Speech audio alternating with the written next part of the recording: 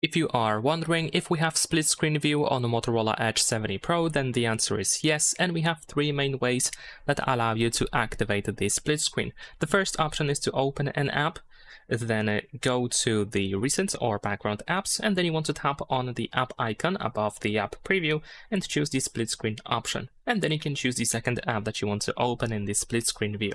There we go.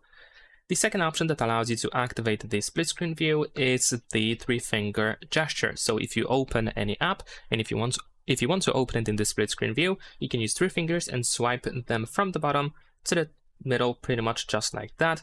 And then in here you can choose the second app that you want to open in the split screen view.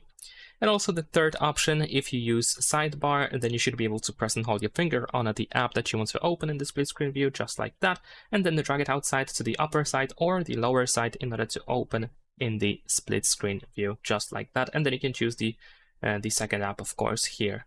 So that's pretty much it. Oh, and by the way, in the case of the three-finger gesture, in case it doesn't work for you, you can open the settings, go to gestures over here, and then here we have three-finger swipe to split, which of course can be toggled. So in case it doesn't work, you can go over here and make sure that it is on. Leave a like and subscribe.